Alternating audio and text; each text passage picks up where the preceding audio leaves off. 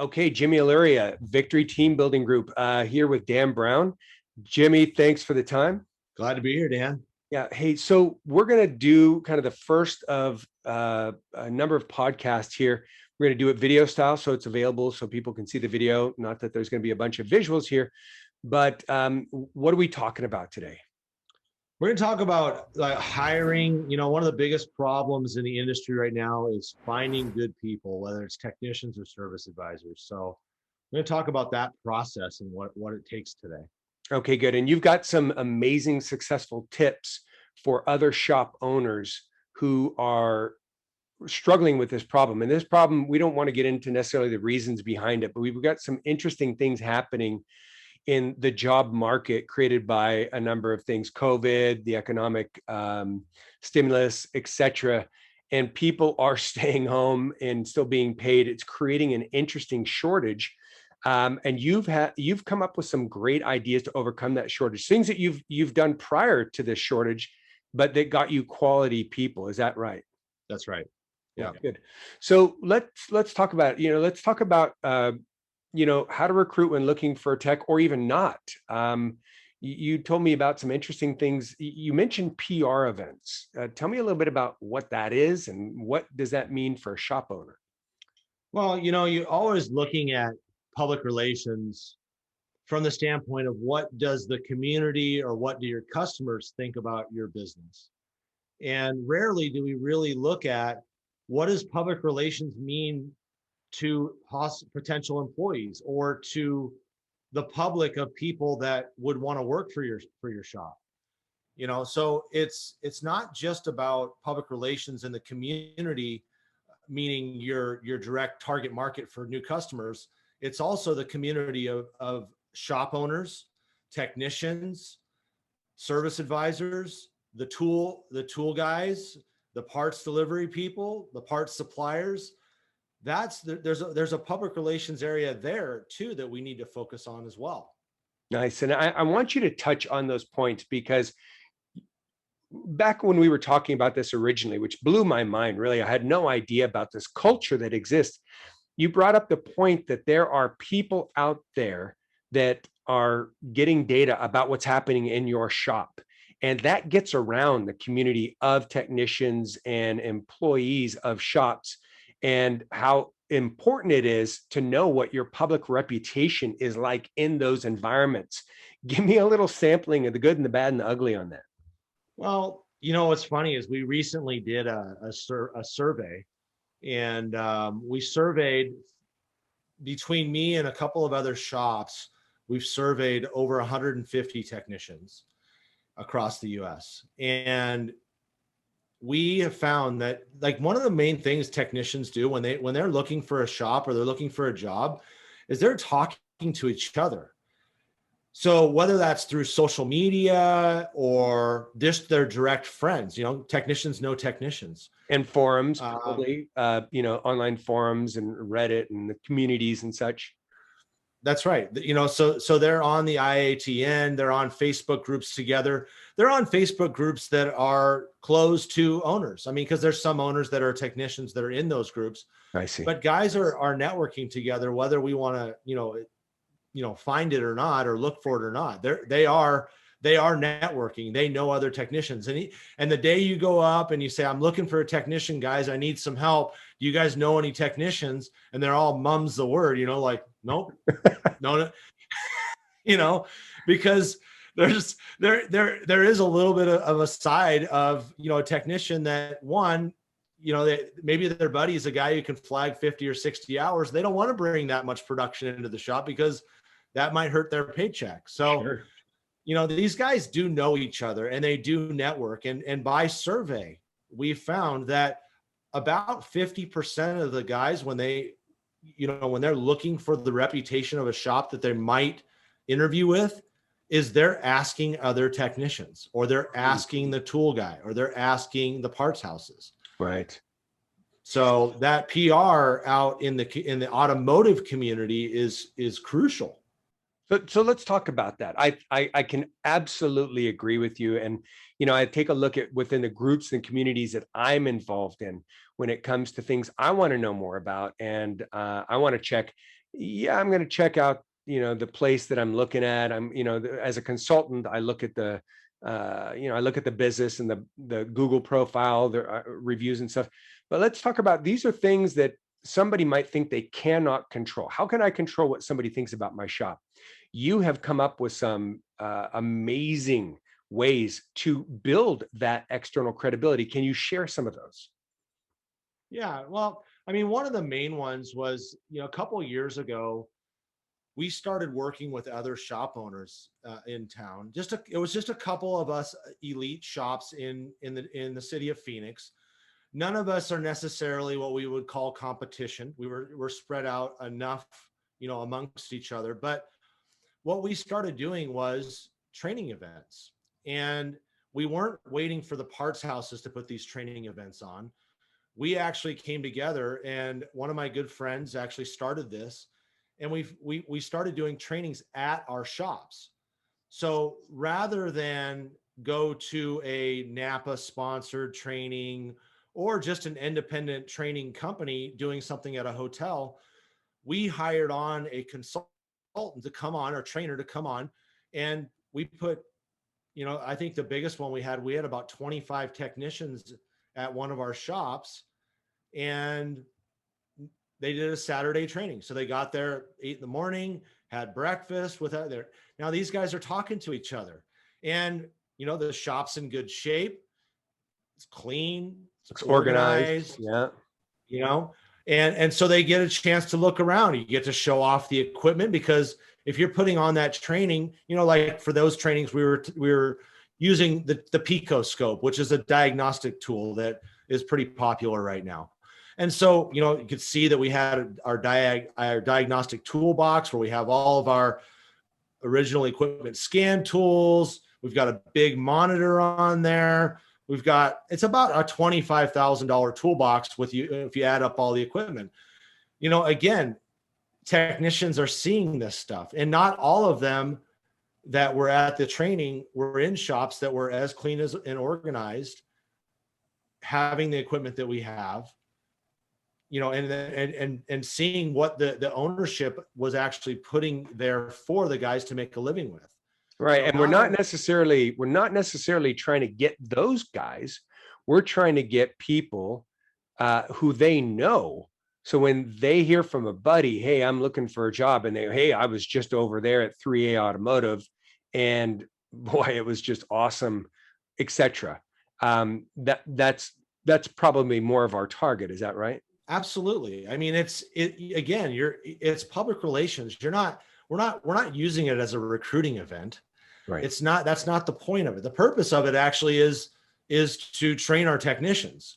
Yes. And again, by survey, one of the main things that technicians are looking for is diagnostic and electronics training. They want that training. We're talking in the independent space. That's what they're looking for. So not only are we putting that training on, we're putting it on in a clean, organized shop. We're bringing in, top trainers. And so it's all that good feel of, gosh, I would really like to be a part of this group. Or, you know what I mean? Like when they have those guys that weren't privy to being able to be at that training, they have a friend who's a top guy, is complaining that he's not making enough money, or the boss is a jerk, or whatever it is, right? Sure. He's, they're going, well, hey, why don't you go and give 3A a call and see if they're looking. Man, that's a nice shop. They've got all the diag tools, and they were part of this training group that I'm a part of. Right. So again, like public relations is good works well publicized, right? So it's when other people are talking to other people about your shop. Right.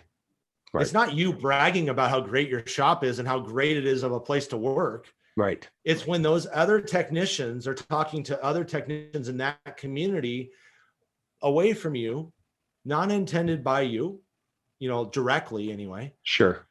To talk positively and favorably about your company as a possible opportunity or a good place to work. Right. So that's what you're trying to create. Right. You've scratched two itches on that one. You have just fulfilled one of the top things that came up in your survey recently about training. And I want to know a little bit more about that, because this came up, I think, resoundingly towards the top. And you're then showing this space. They see you're put together, they see the shop, it's put together, it's clean, great tools, etc. And it creates a bit of a chatter. Absolutely. Yeah. I mean, so what we're doing is, again, we're bringing in the guys that are coming to that type of training. Even if they're young, they're the guys that are looking to be the best. They want to know the answers. They're taking a Saturday. Some shops are open on Saturdays. Ours isn't, but our guys will never turn down an opportunity to get that special training. Doesn't matter if it's on a Saturday or not. Wow. Now we actually even incentivize them to go do the training, because it benefits our shop as well. But they will never turn down taking that day off of theirs for an opportunity to advance themselves. So you're not talking about guys who are just going to a job. These are the guys that are investing $150,000 in their toolboxes, and they know that they have a mental toolbox as well that they need to invest in. And if it's available to them, they'll go. They don't want to go to the free trainings. I mean, a lot of the top guys know that if O'Reilly's or Napa or really any of the parts houses put on a training, a lot of times, not always, but a lot of times, all that is a supplier of theirs. Let's learn about struts, the new technology of struts and shocks, and they're going to be pitching their product the whole time. Now they might pick up a few tips, but the truth is that really the top guys want to go to that specialized training that is going to address the really advanced problems that they see in the trenches. Gotcha. Okay, good. And then tell me about this. So you said you do incentivize them. I'm just curious about the structure of these events, the training and such. How does it roll out? What is the incentivization?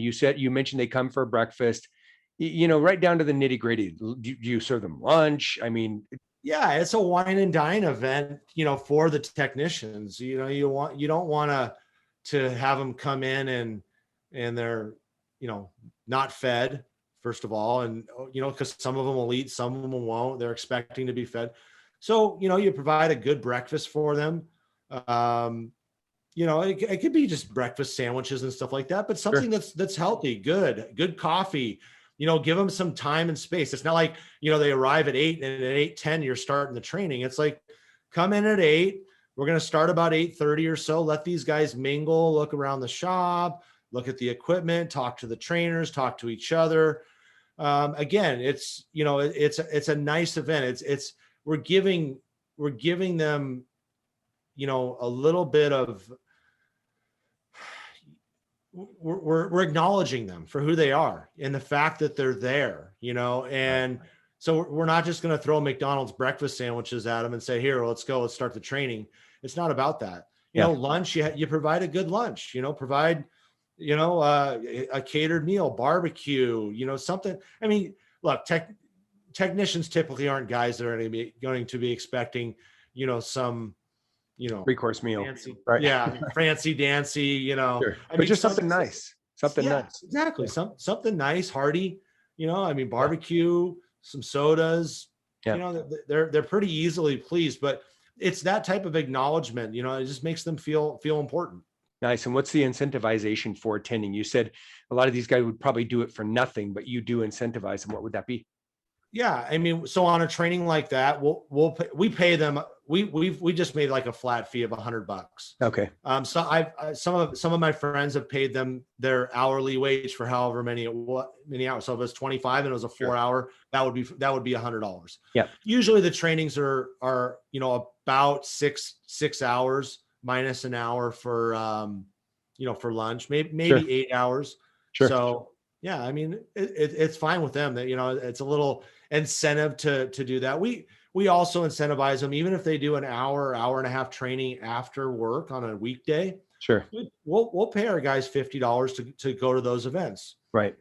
And then would you say that, it goes to like 3, 4, 5? Yeah. On a Saturday. Yeah. So typically what we've done is had them arrive at between 8 and 8:30. And then the training will start at 9. We'll, break for a lunch, and then they'll go, a lot of times they're scheduled to end at 3 or 4, but they go over an hour, half hour, Yeah. just because they're engaged. And Yeah. and the trainers are really engaged. They're not the type of guys that want to get out of there because it's time to leave. I mean, they're really engaged in teaching these guys what they know. And you created that network by reaching out to these other shop owners, creating a little bit of a get together agreement about it. Again, far enough that they're not extreme competition, but understanding that we're all of a certain group, and it would be beneficial to pool resources and economy of scale so that we don't all have to individually pay for that trainer. That's right. And we started initially with some of the guys as part of, that were part of our ASA group, Mhm. Automotive Service Association. Everybody's got a local chapter. There's some areas that have different groups like that.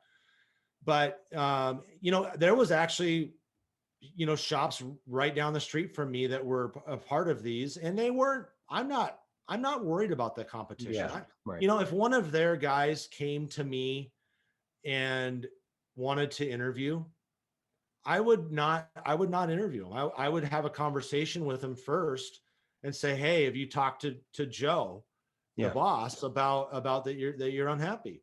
And it's not like they're off limits completely Sure. per se, you know what I mean? But you're going to have the back of your fellow shop owner as well. Yeah. So, if somebody comes to you and says they're looking for a job, you're gonna tip them off. And I would respect the technician as well, that he was looking. But I would tell the technician, go talk to the boss, see if you can work this out first before, I get involved. Good. And before we get into what you've done with the tool and supply guys, which I think is just fascinating, is there anything else to PR events that, such as that has helped, because you talked to me and you said when you surveyed these guys, they're reading the Google reviews, they're going onto Google, looking at the photos, going into Yelp, if that's applicable in the area. They're going onto the website and checking you out. And this is what they are doing because you've surveyed them. And they're checking into, how are you? How is the shop? How is this thing run? So there is a reputation management aspect to these PR events. Is there anything else from a reputation management perspective that you think or could advise other shops do to make sure that if somebody is checking around, they're going to see some good stuff? Yeah. And that is so true. I mean, these guys, one of the main things that they say that they do when they are looking is they look at the shop's reviews. Like, they go right to Google, they go right to Facebook, and they're looking at the reputation. So it does go right into your normal public relations activities. So look, it's not okay to have 25 or 50 or no reviews. You want to have hundreds. You want to have a lot of exposure. And then what are people in the community saying about you? Yeah, the reputation of shop. I mean, we've had people referred to us that go to other shops and they found out that their service advisor or their mechanic is moving to another part of town.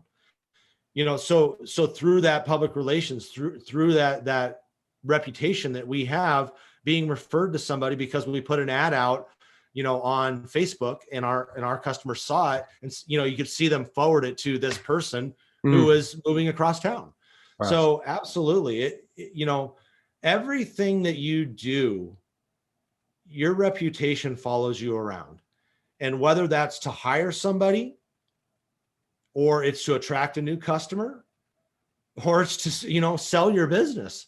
Sure. I mean, it's whatever you're doing, your reputation is following you around. So it's really important. And again, I didn't guess at this. I mean, we've actually surveyed it in what they're looking for. So, so they are asking around and they are checking the reviews, and just like a customer, it's the same thing. That's what they're looking for. They're looking for those positive vibes, but also the pictures, the pictures of the inside of the shop, the pictures of the equipment, all those things that we're doing on Google and Facebook. Yes. The technicians are looking at that stuff too. Interesting. Now, I'd love to get your agreement that in a future video podcast, we go through what you have done, because how many Google reviews do you guys have now at 3A? There's 452. Right. So are you willing to share some of your secrets in a future video? Yeah. Okay, good. Absolutely. Great. Okay, good. So we'll save that for then. I know what you do, and I just think everybody would be fascinated with that. So, okay, good. So let's talk about tools and supply guys. And I know that we're limited in our time here, but what you have done in this regard, I think is fascinating. So if you could just take it from, step A on this and why you did what you did. Yeah. So, well, there's a couple things we've done. One, and I'm going to go back to the idea of public relations, and we all know as managers, shop owners, this industry, there's some challenges, and the type of people that you're dealing with on the phone that don't have the answers are looking up parts that you need yesterday, and it can be really frustrating. But I've also seen the other end of it where shop owners or managers or whoever's talking to that person on the other line, the parts guy, demeaning them, yelling at them, hanging up on them, calling them every name in the book because they didn't get their part there when they said they were going to. Mm, And as frustrating as I know it can be, if you get that reputation that you're the jerk, or your shop is the jerk because there's somebody in your shop that doesn't treat those guys with respect, what are those guys going to tell a technician who says, man, it's been really, really slow around here. I think I'm going to be looking for a job. Do you know of anybody looking? right. Right. Right. Or if the guy And so specifically that guy says, that you just ripped into right. has your next technician talking to him. Well, or even the guy that says, "Hey, look at, I'm looking at going over to 3A Automotive. Anything you could tell me about that?" Because I'm sure they would ask that person. Yeah. And that's the thing where, there's very rarely does somebody say that, yeah, they're okay. It's you're either creating a good effect or a bad effect, Right. and that's what all of your staff have to be thinking with whoever they're dealing with on the phone. Somebody dials the wrong number, I'm always willing to help them find the right number. What are you looking for? Maybe they're on the road and they're on their phone and you say, oh, you're looking for AAA, we're 3A, here, let me give you the number. But you're creating positive effects. So yeah, I mean, you got to look at who do the technicians talk to? Who are the lines of communication that these guys are networking with? Where do they go? They go to the parts houses. They go to the tool guys, right? They go to other technicians. Some of them know other shop owners. They've worked for other guys and they still have a good relationship with them. So it's the effects that you're creating with these guys. So that's number one, like really looking at how you're talking to people on the phone, whether they're as maddening as it can be, and getting the part on Friday afternoon at 3 p.m. and this guy screws up. Don't demean him. You know what I mean? Can you get mad? Sure. But don't demean these people, even when you're not dealing with somebody with the highest IQ, Right. because you never know when they're going to be the one that's being asked, who do you know that's looking? Right. Okay. So that's, and I guess a suggestion, we can talk about this in the future too, but in such scenarios, whether it's, a staff member or a supplier or whatever, if you need to get stern and do what you need to do, and then repair things after that's done, and put that all back together, put Humpty Dumpty back together again. That's right. That's right. We all have, when stress is high, tempers can flare sometimes. And that's exactly right. Call them up, send the store lunch. You know what I mean? Like it's an amazing what just an acknowledgement of and taking responsibility for a situation will do for people. And they get stressed too. So they completely understand. So it's a really good point. Absolutely. Yeah. Good. So what then do you do with these tool and supply guys? What was this thing that you told me about? Yeah. So recently what we've done, again, looking at how do you get a hold of technicians? Like, how do you get into the minds of enough guys to find out what they're thinking? And because we assume we know, but I can tell you that I talk to shop owners all over the country, and every single one of them, they say the same thing. I put an ad in there, but it's not working. My ad, I'm not getting any responses. And Right, it's like, well, number one, we'll talk about this a little bit later, but it does take a little bit different approach today Yeah. to communicate with the technician and how much effort it takes. But also we're assuming that what the technicians need and want is the same as it was. Mm. And so we found that we need to survey. And so what we did, we put a little game together we found that most technicians, there's certain opinion leaders in the area, meaning people that they look to, they ask questions to, and we Trust found advice from and seek advice and guidance from. that's right. And the Snap-on dealers, or Matco or Mac, a lot of those guys have a fairly decent reputation. If the guys who are doing really well in their territories are taking care of their guys, and they won't get involved in recruiting and stuff like that. They kind of respect the position that they're in, but at the same time, they are willing to help the industry. And so what we did was we put together a survey, and we went on to the tool truck, and we asked the tool truck to help us out getting surveys done.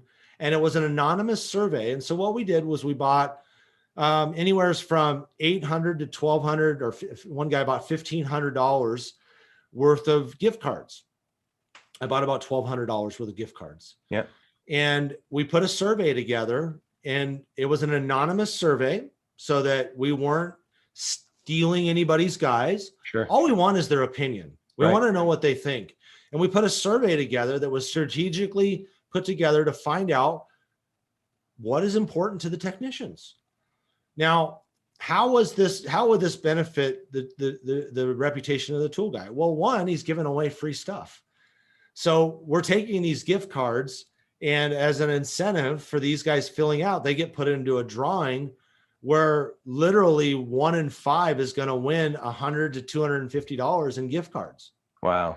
So they get free tools. The guy gets a nice, $1,200 or $1,500 bonus on his truck right away.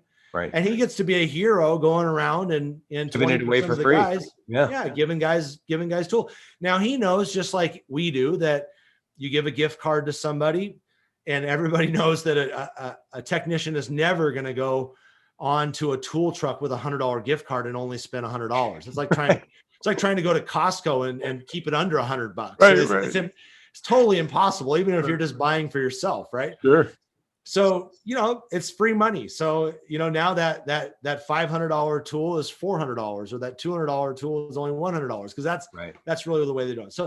So we've found that these guys are more than willing to help us, again, allowing the technicians to remain anonymous. We're not collecting identities. We're collecting information. And I even told my tool guy, I said, look, you're going to have some owners that are coming on here, and they're going to see this survey. Tell them, if they're curious about it, they can email me. I will share every bit of the information that I gather with them. Wow. I'm not trying. It's not just for me. Sure. Right. I know what I know, and I know how I'll use the information. And I'm totally willing to share it with them. So if they had a problem, and honestly, we've been doing, we have an ongoing survey that is just about wrapping up. I haven't had one guy reach out to me and ask for the information. Interesting. Yeah. But also we haven't just used the tool guys. We've also used the industry trainers to do the same thing. Again, they have the lines to the guys, and I don't know exactly what they're offering the tool trainers. Yeah. Or the technician trainers, but the same thing, you know what I mean? Like giving them some sort of incentive. It might just be, Visa gift cards. Sure. But some sort of a game.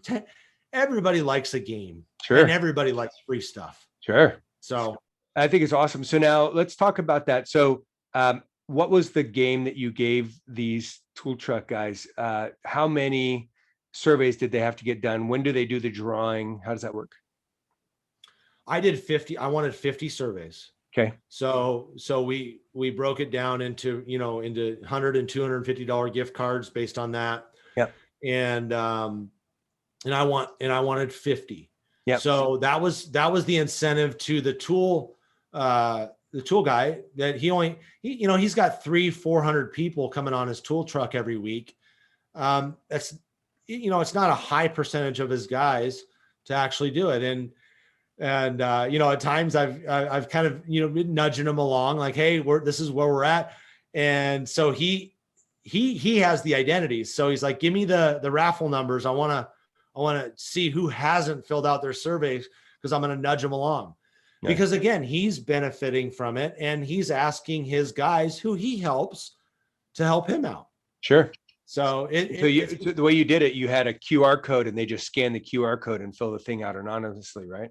That's right. So we created a little promo piece, that they could give out, a little postcard, had a QR code that the guys they all carry their phones with them. Sure. So they, or even if they don't have their phone, they give them the little postcard, scan the postcard, and then it takes them right to the survey. Again, it's a totally anonymous survey. But the important thing that we've got, I was just looking through the information this morning, because I'm getting ready to place another ad for technicians. And it's like, well, let's look through this information. What are they saying? And it's mind-boggling. What are they saying? It's like, I had this consideration this is one of them, right? Yeah. I had this consideration for a long time that technicians had to live within, 30 minutes of our shop. Okay. Well, the truth is by survey, these guys are willing to drive up to an hour. And wow. And so, and the reason is, like, we're in Phoenix, Arizona. So we're the fastest growing city in the US. People are mostly coming from California. Right. It is not uncommon for somebody to drive to their job for an hour and a half. Yeah. 2 hours. In LA, 100%. Hour and a half, 2 hours is like, that's a breeze. No problem. That's just how I relax. I listen, they're totally used to it. And so, me being a native Phoenician, I was used to people wanting to drive around the corner to go to their job. Well, Phoenix has changed. It's changed over the last 15, 20 years since I've been working in this industry. I've been doing this for 20, 21 years now. So now that would be potentially different by survey data for somebody in Philly or somebody here in Florida or wherever. So that data is specific and territorial, meaning it's got geographic sensitivities, correct? That one is definitely geographically sensitive. Right. We have found, by marrying up these surveys, we did different surveys, and luckily we did, because the initial thought was to do them all together and combine all the information into one. But luckily we didn't, because we have found there was certain questions like that. And I'll give you another one here in a second. Yeah. Like that question, where the demographics of location, totally different. Wow. If you go to one of my friends that lives in Central Florida, those guys don't want to drive very far. Right. They want to be close to their shop. It's not an hour and a half, an hour drive. Now, right. I probably wouldn't go over an hour, but I just recently had somebody apply. It was a referral, not a technician, but service advisor, and they're about an hour. And before, I would have thrown the lead in the trash. Wow. But I told my manager, I said, let's talk to this lady, because she's already driving further than that. And she was a personal referral. And again, doing the survey, it wasn't necessarily, she's not a technician, obviously, but it's just a reality that they're willing to drive a little further. Nice. What was the other question that you say was buried? Pay range. How much should a technician make? So you asked that question point blank on the survey. How much? Yeah. We asked them, what should a technician be, a top technician be making? Not in this town. We just said, what should technicians be making? Sure. And we found in Phoenix, it's about $75,000 to $100,000 a year plus. Okay. Now, when we showed those numbers, and that number holds true in Central Florida, but it's a lot less up in Idaho. Interesting. Yeah. you're talking about a 20% difference Wow. in, a smaller, more rural area. Sure.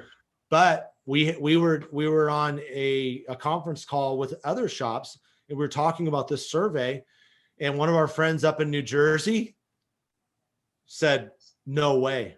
If a top tech's not in six figures, they're not even going to look at my ad. Sure. Our top guys are making 120 to 150. Sure. But cost of living up there as compared to Idaho, as compared to Phoenix, as compared to Florida. Yeah. That's right. Totally different. Yeah. You know what I mean? So the importance of understanding, doing a survey, asking the right questions about the survey. Yeah. You know what I mean? Like it is important, because demographics are going to play a role for a lot of these questions that you need answered.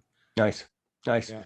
Well, I think we're probably close on time here, but I want to know, so you've done all these surveys, you now know what these techs need and want. You're not guessing because you've got all the data. Now, what do you do with this data? You got all this data, man. Now, what are you going to do to use it? Well, I mean, it's no different for attracting new customers. It's no different. I mean, you have to speak to their reality. Right.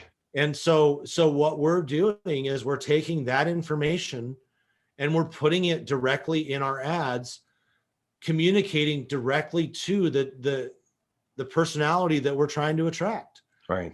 Again, I'm not looking for the arrogant guy that is way above what I'm looking for. And I'm not talking to the guy that's working at Jiffy Lube. Right. I'm talking to that top guy who's working in an independent auto repair shop. And, the things that are important to him. What's that pay range? What kind of an environment do we have? Like, when you ask technicians, what do they like most about where they're working? It's not how much they're making. It's the culture. So we're communicating the culture. We're communicating the training. Right. We're communicating that it's a no drama environment. Right. Again, we're a Monday through Friday shop. And I'm not saying that that's the way to go. I'm just saying that that's one of the incentives that we have to offer. And we've seen enough survey statistics to say that that's an enticing thing. We're putting that. I put it right in the headline. Wow. So we're using that information to communicate rather than put a bullet point of must be this, must be that, must have this many tools, must have this much experience, must have this, must have that. You got to remember that the technician today is interviewing us. They're interviewing you as much, or actually probably even more before they even interview, than we are them. And they don't, and the top guys, they don't have their resumes on Indeed. They don't have their resumes on jobbing.com. They don't have to. They can just look. Right. And one of the other things that I do is I provide a direct line. We'll go into that some other time, but I'm not sending them to my human resources department. Interesting. I want to talk to that guy. Yeah, I definitely think we're in a hot area here, and I think there's a lot more to discuss. Maybe in the next episode, we could bring up some of your ads and the ads that get responses, and how you've tied in the survey data and plugged in what we call the buttons that we got from the surveys into the ads to attract people and keep these people going. Yeah, that'd be very useful information. It's mind-boggling what you see out there. And, again, I see guys offering up to $10,000 signing bonuses, and they're still running those ads week after week after week. So, we always go back to, is it about the money? Yeah, sure. Money is one of the points of motivation. But I had a guy interview with us about 4 weeks ago.